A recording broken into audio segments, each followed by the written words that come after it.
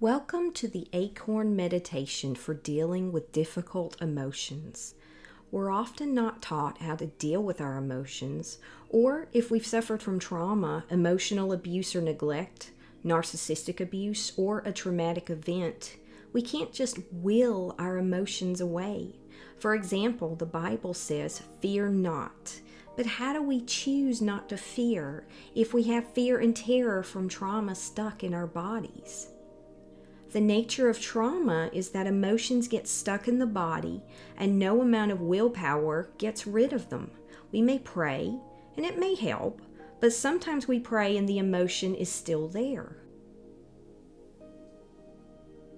We're often told what the fruits of the Spirit are and to cultivate them, but we're not taught how to cultivate these experiences, and we're not taught how to let go of anger, fear, depression, sadness, shame, and guilt with trauma.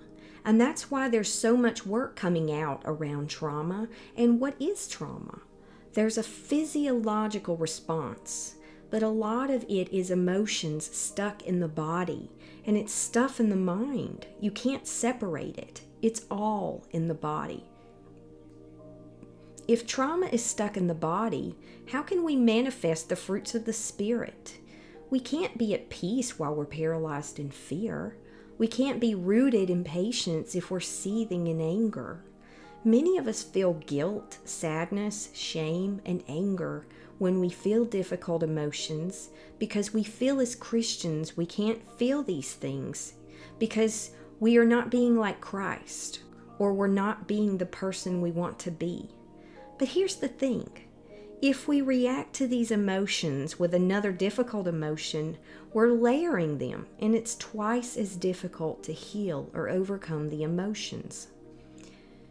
Emotions are natural. We all have them.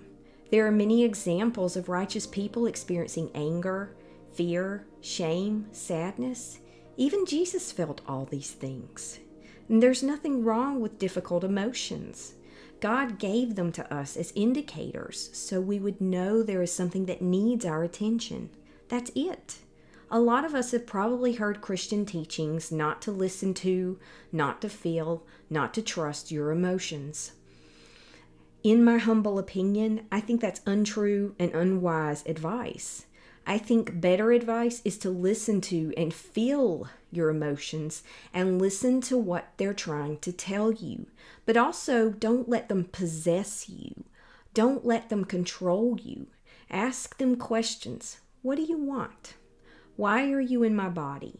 And do it with compassion, because the emotion itself isn't necessarily a sin, but what we do with it is what matters.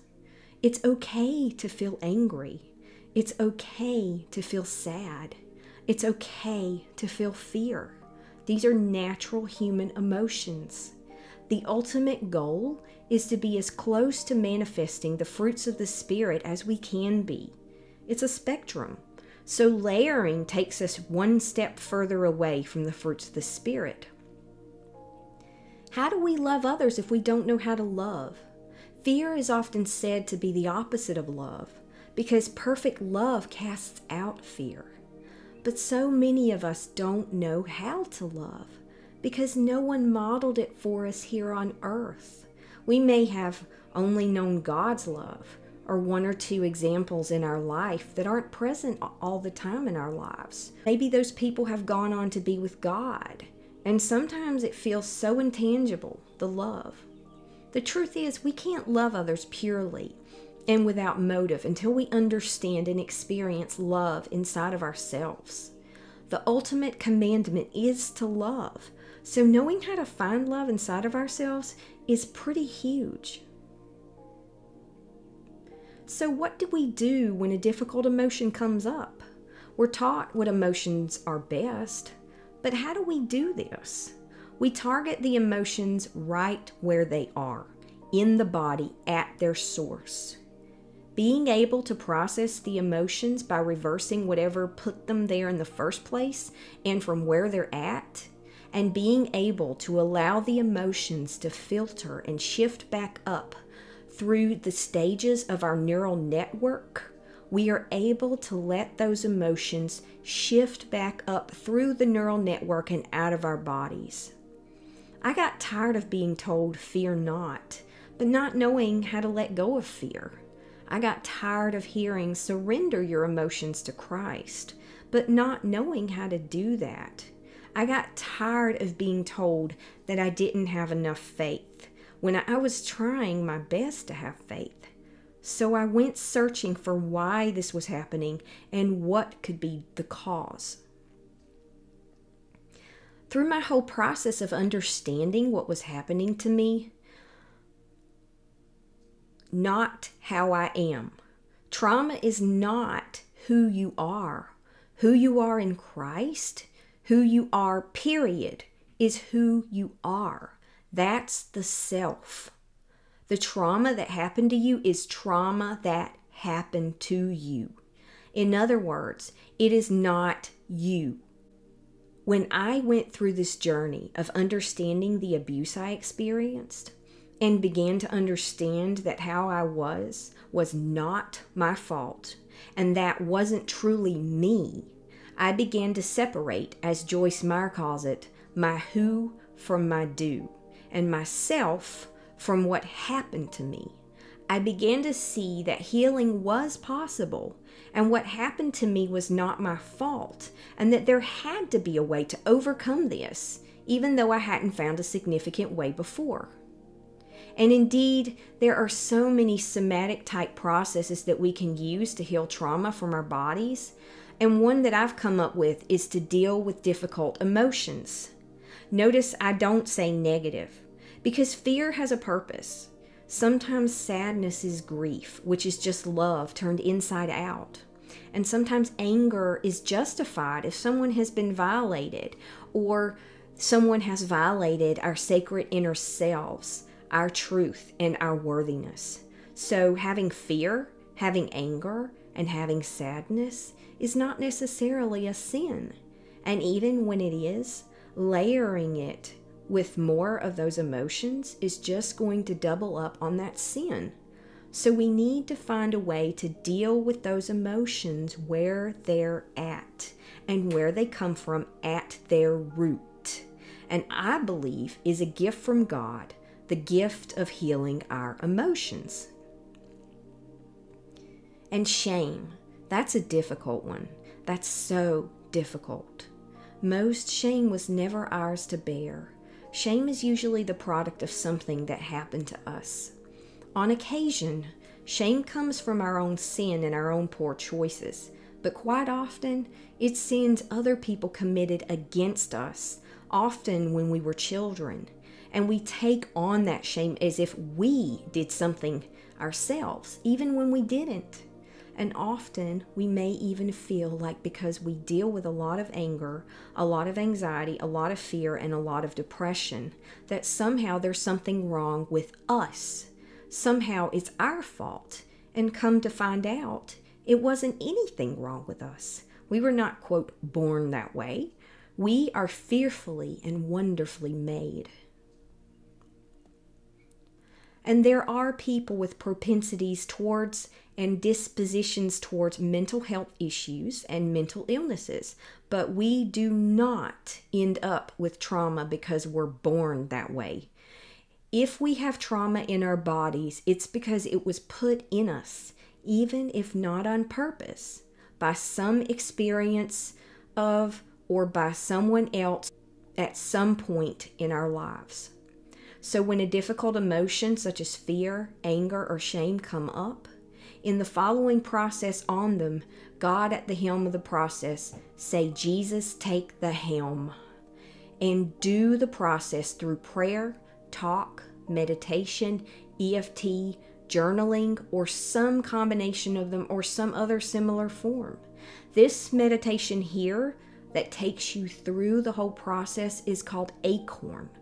I created ACORN in response to all of those problems I just described. ACORN is an acronym of the steps we take to process our emotions on a visceral level at their root. Through our neural network, using time-tested and scientifically proven strategies. This meditation takes you through ACORN in real time so you can process difficult emotions and release them permanently from your body. Learning to experience love inside of ourselves, from God, for ourselves, and for others is another goal of the ACORN meditation. The ACORN meditation is A, acceptance, C, compassion, O, objective curiosity, R, refocus reframe, N, no layering. So those steps are what we will go through in our meditation, and we slow down and we take our time and we don't rush, because it took a long time for that stuff to get worked into your body to make you believe, if this is the case, that somehow you were messed up intrinsically. If it's so deep in your psyche and in your body that you feel messed up intrinsically, it will take some time to work that stuff out. So easy does it. Easy does it. Steady as she goes. Be patient. Patient with yourself. Patience is one of the fruits of the Spirit, right? So when meditating, it's good to have an anchor. For some, it's the breath. For some, it's the sounds in the room. And for others, soft music. We will use God as our ultimate anchor, with our breath and the music in the background helping us stay grounded during this time and staying rooted in God's truth. I've used a lot of meditations over the years, including some that include processes similar to these, and many are just too fast. So we will take our time on the steps of this meditation. Letting emotions filter through your nervous system takes time, patience, and love. So always allow what is happening. Accept your emotions and love yourself and feel the emotions and feel God's love through the whole process. It's okay. You're safe. It's okay. No matter what's going on, you're always safe. If it ever gets to be too much, you can walk away. But just remember, you have God's protection. You have God's prayer of Psalm 91 over your spirit and life. God is speaking those words over you. You are protected and you are safe. You are safe. It's okay. Say it. Take a deep breath.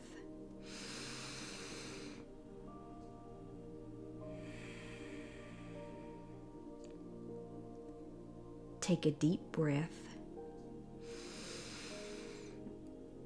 Let it out. In through the nose, out through the mouth. Take another deep breath.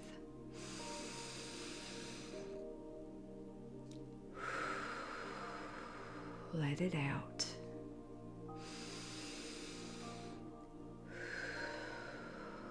Now say, I am safe. I am safe. I am safe.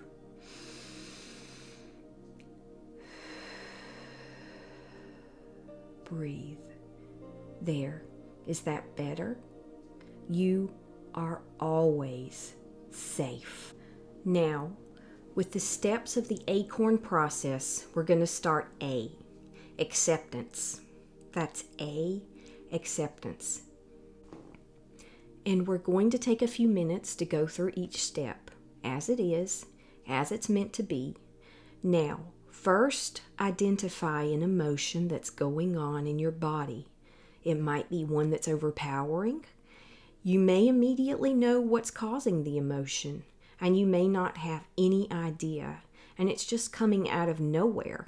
You may feel extremely irritated, and you don't even know why.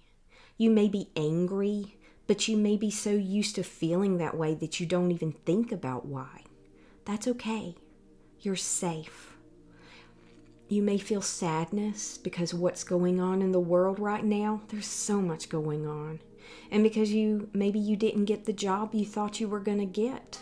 Or you wanted to buy a house and market conditions are just not right. Or because you just can't get past some trauma in your life you've been trying to get past for a long time. It's okay. So the first step is not to push the emotion away. The first step is acceptance, also known as surrender. Recognize your emotion. What is the emotion that most wants your attention the most now? Recognize it. Identify what the emotion is. Give it a name. Naming it makes it lose its power. I'll say it again. Naming it makes it lose its power. Accept how you feel without judgment. Acknowledge and own the emotion. Own as in I have this, not I am this. I have this emotion. I am not this emotion. Now take a few moments and recognize this emotion. Identify it and give it a name and just let it be there. Just feel it. It's safe. It's okay. Just feel it without judgment. Take about 2 minutes or so to do that now.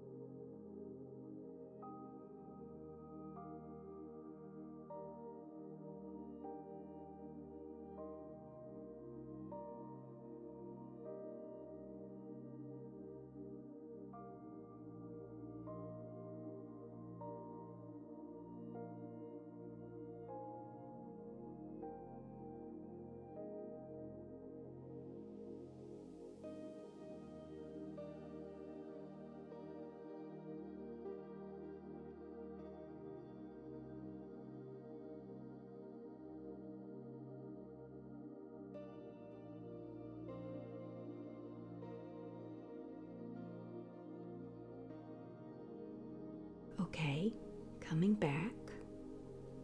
The second step in the process is compassion. That's C, compassion.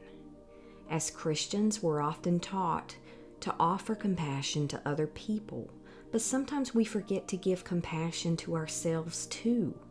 We're to love our neighbors as ourselves. And one thing that I've thought about is that if the whole world is commanded to love their neighbors, then that's like 7 or 8 million people commanded to love you, just like you're commanded to love them. So it goes both ways. We're all worthy of love. But loving our neighbors as ourselves is assuming we love ourselves. So if we don't, if there's no love inside of us, how can we offer it to other people? So learning self-compassion is an important part of the process. It might not be as important as God's love, but it is very important. Offer yourself with this emotion in mind and understanding what emotion it is without judgment, accepting it. Offer yourself open compassion and allow yourself to feel surrounded by God's visceral, tangible love and grace while you feel the emotion at the same time. If it helps, think about someone that loved you unconditionally and made you feel safe. Think about what that feeling was like. It might have been your dog or your cat. It might have been a grandmother. It might have been God Himself. But think about that, and that will help you to bring up that feeling of embodied love. Rest in this love.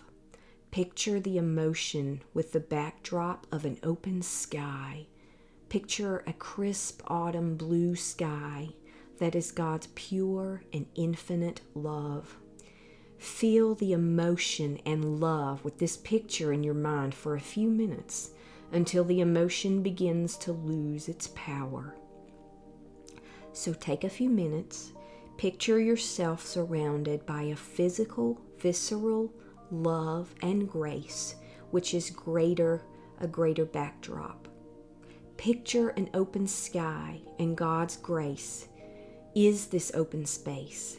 It's open, infinite, unending, abundant space, love, and grace.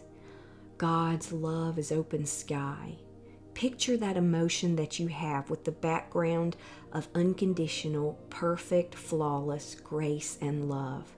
God is love.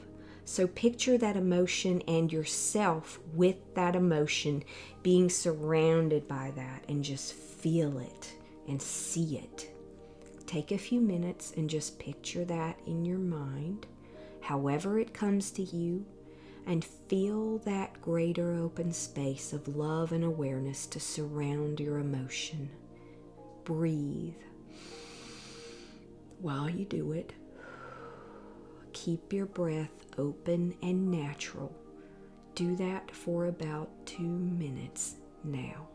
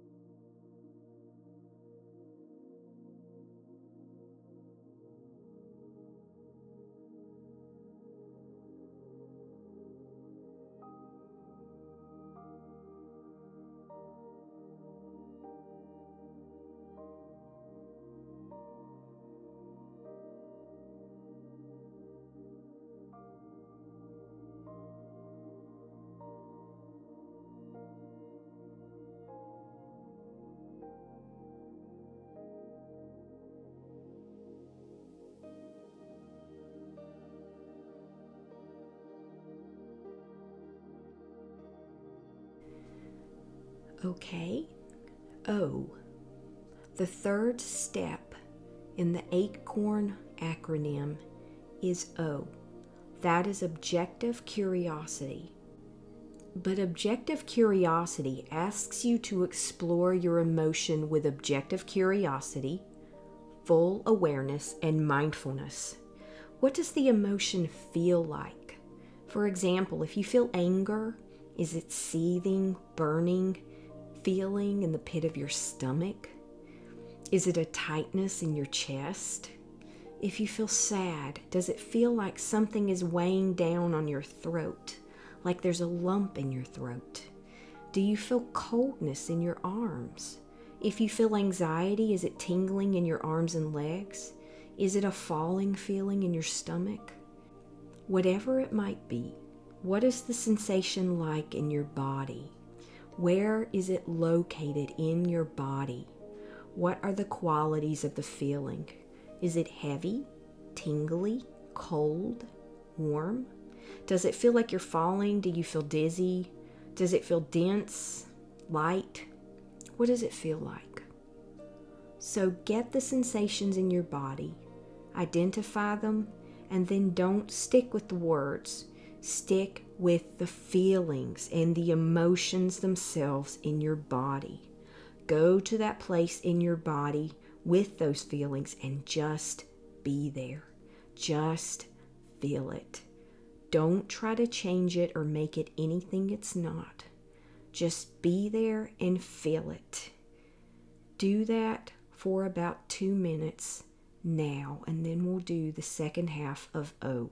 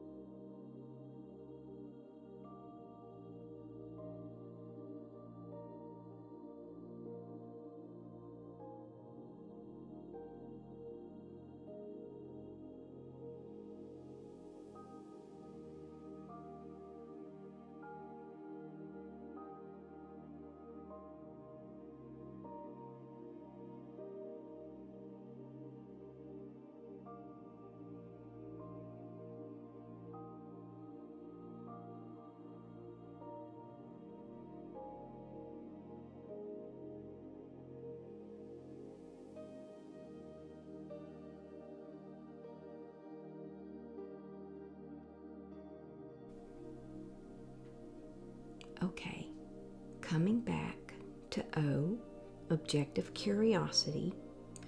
Once you've done that, the second step of objective curiosity is to talk to your emotion. There's a therapy called IFS, or internal family systems, where we have a self, and that self is part of who we are, separate from trauma and all of these emotions. It's the observer of the emotions, the witness of our experiences. That's the self. But these different parts are there to try to protect us. And it's not like we have multiple personalities. It's almost like they have different personas. But part of this therapy work is to ask questions to these different parts and to help communicate what's going on inside of us. So asking these emotions, What about this emotion in my body needs attention now? You could ask it, what about you most needs attention now? Do it with compassion. Do it with care. Do it with objectivity, willing to hear whatever it says to you. What are you trying to tell me? What do you need me to know? Why? So ask yourself, where is this coming from? What is most urgent now?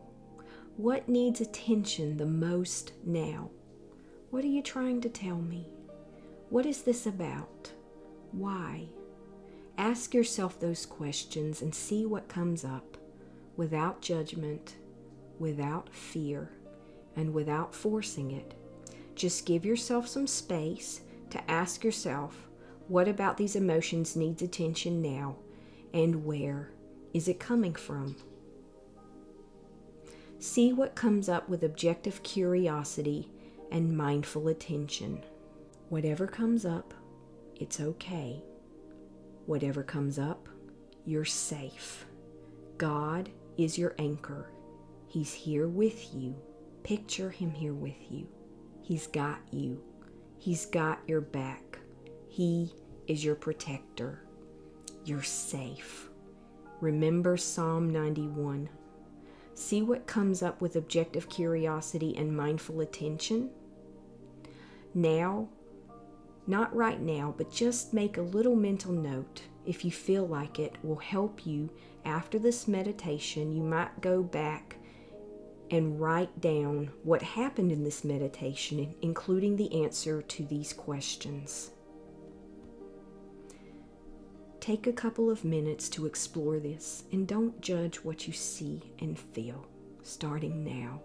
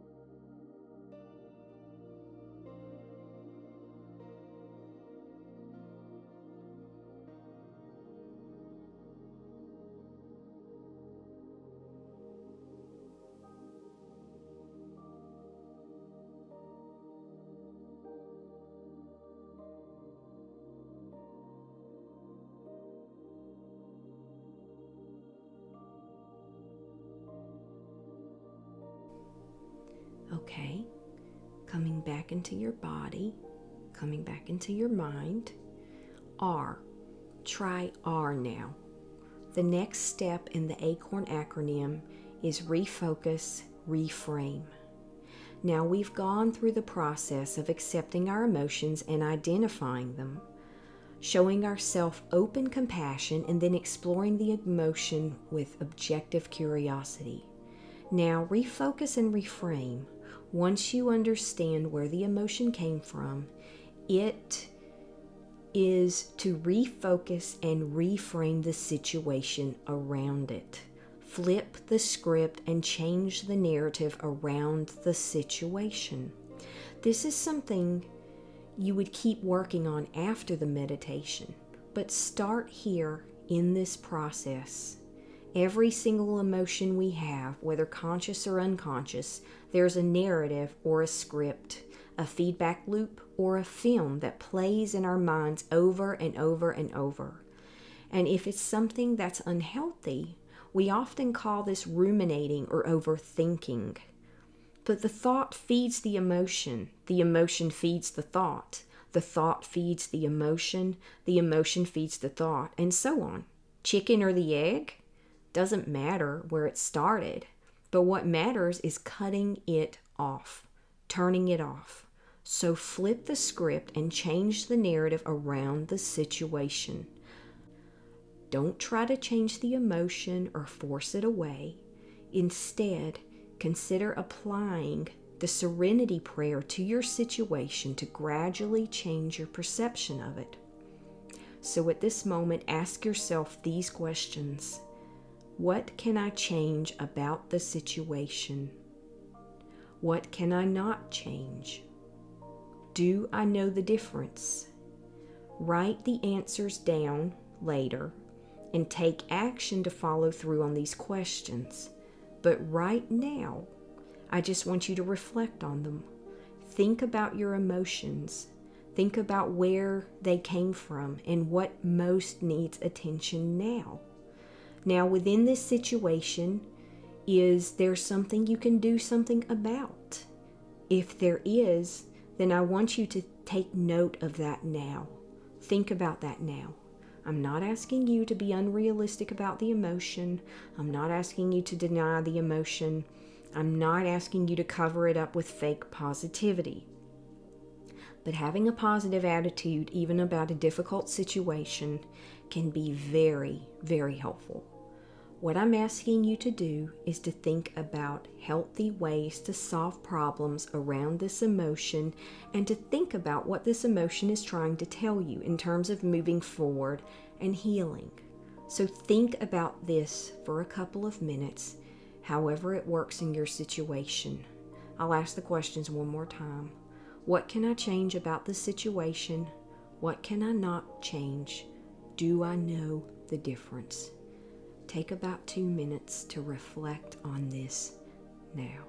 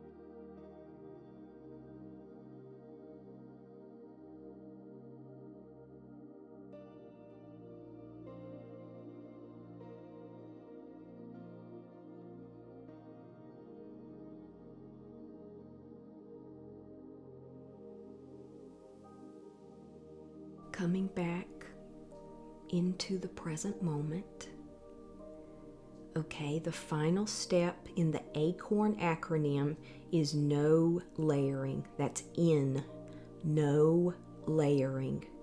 And that's the last step.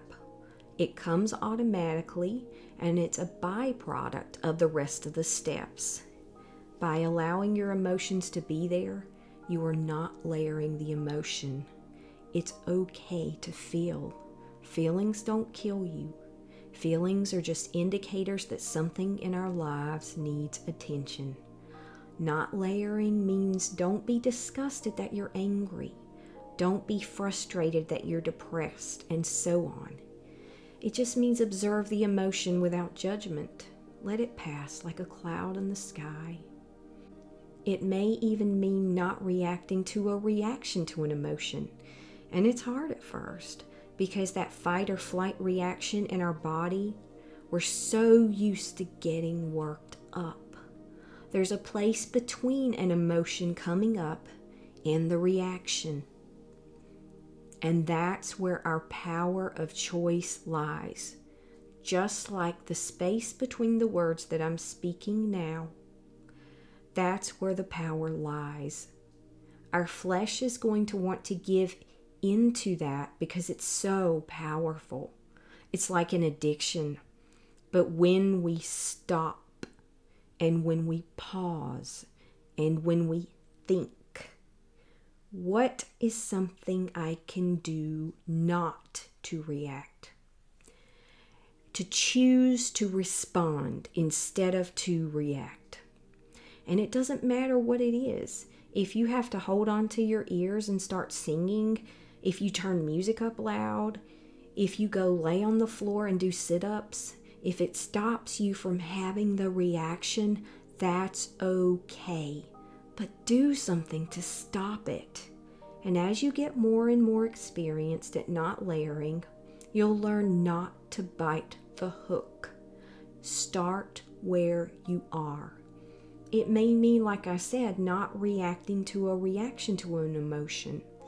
If you've already reacted to an emotion, then don't react to the reaction. This could go on forever, but do you see how it starts with a spark and there's a chain reaction and it can just escalate? If we, at any point in the process, can interrupt that, that is where the power to change our lives is. That is where the power to bear the fruits of the Spirit lie. That is how we let go of trauma. That is where healing happens in the body, along with allowing these emotions to be there. That sounds contradictory. It sounds paradoxical, but it's both at the same time. It's about letting go and feeling in the body, but it's also about not letting those emotions control us. And a better way to put it is not letting them have us or possess us. Do you understand how you can embody and hold an emotion and feel it without judgment and without letting it completely possess you? That's where the key lies. That's where it lies. So start where you are. It means when a difficult emotion comes up, you don't bite the hook and react to it. Stand back and choose how you're going to respond while you let it be there. I know, easier said than done, but the more you do it, the more you will build neural connections in your brain that allow you to do this more and more, and you might get into a habit, and then out of the habit, and then in the habit, and out. But that's all still part of the process. That's totally normal, and if anybody told you that it wasn't, they're wrong. I respectfully say they're wrong. That is part of the process. You get down, you get back up. You get down, you get back up. You get down, you get back up. You fall away, you come back. You fall away, you come back. And that's the process. That's the ACORN process. If you do this again and again and again on your difficult emotions, you will see progress. You will see healing. There will be times when you feel like you're not processing and progressing and healing, but you are. Don't let that stop you. Keep going. Don't give up.